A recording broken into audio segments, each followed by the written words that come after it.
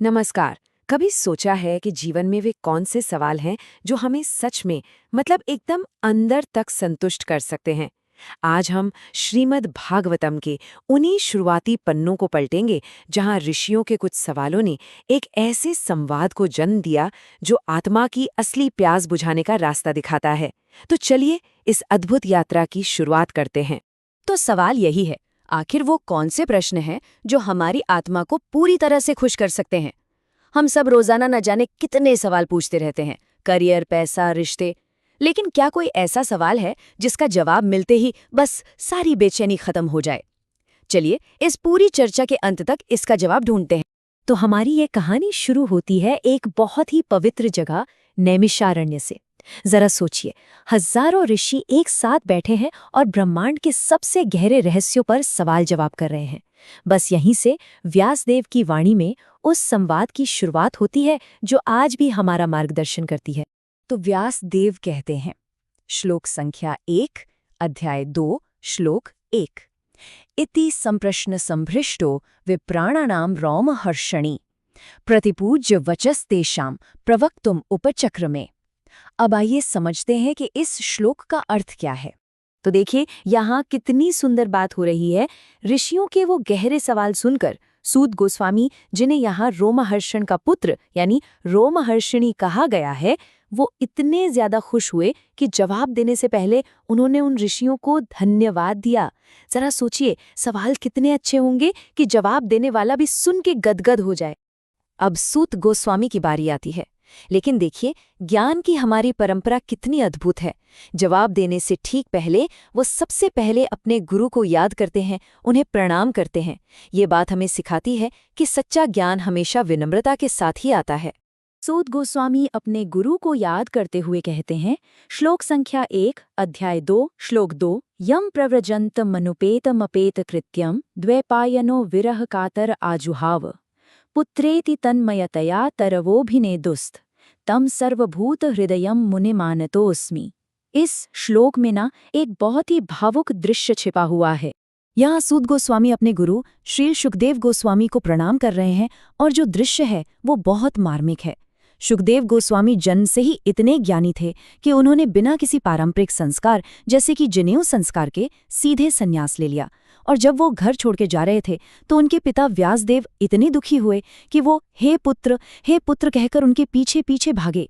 लेकिन सुखदेव तो वैराग्य में इतने डूबे हुए थे कि व्यासदेव की पुकार का जवाब सिर्फ जंगल के पेड़ों की गूंज ने दिया। तो एक सवाल उठता है कि सुखदेव गोस्वामी को इन सांसारिक रस्मों की जरूरत आखिर क्यों नहीं पड़ी? जवाब है, क्योंकि वे जन्म से ही एक वैष्णव थे। अब वैष्णव का मतलब है भगवान का शुद्ध भक्त जो आत्मज्ञान के शिखर पर हो। यह पदवी किसी भी सांसारिक पदवी से, यहाँ तक कि ब्राह्मण होने से भी कहीं ज्यादा ऊंची है। इसीलिए उन्हें उन शुद्धिकरण की प्रक्रियाओं की कोई जरूरत ही नहीं थी जो हम जैसे आम लोगों के लिए होती है। सूत गोस्वामी अपने गुरु की महिमा का वर्णन जारी रखते हैं। श्लोक संख्या 1, अध्याय 2, श्लोक 3। यह स्वानुभावम अखिल श्रुति सारमेकम अध्यात्मदीपम अतितीर्षताम तमोअंधम संसारणाम करुणयाः पुराण गुह्यम तम व्यास सोनमो पियामि गुरुम मुनि नाम। सूत गोस्वामी कहते हैं कि उनके गुरु शुकदेव तो मुनियों के भी गुरु हैं। उन्होंने दुनिया की भागदौड़ में उलझे हुए लोगों पर दया करके ये सबसे गहरा ज्ञान यानी श्रीमद् भागवतम सुनाया। ये कोई साधारण किताब नहीं है, बल्कि ये तो सारे वेदों का निचोड़ है, उनका सार है। और ये भागवतम उस दीपक की तरह है, उस टॉर्चलाइट की तरह है जो हमें इस जीवन के घने अंधेरे से निकालकर रोशनी की तरफ ले जाता है। तो गुरु को प्रणाम करने के बाद अब वंदना और भी व्यापक हो जाती है। इस महान ग्रंथ को शुरू करने से पहले ज्ञान और शक्ति के उन परम स्रोतों को भी नमन किया जाता है जिनसे ये सारा ज्ञान बहकर हम तक पहुंचता है। आइए देखें कि वे कौन हैं। ये परंपरा इस श्लोक में बताई गई है। श्लोक संख्या 1, अध्याय 2, श्लोक 4। नारायणं नमस्कृत्य नरं चैव नरोत्तमं देवीं सरस्वतीं व्यासं ततो जयमुदीरयेत। ये श्लोक हमें एक बहुत ही जरूरी बात सिखाता है।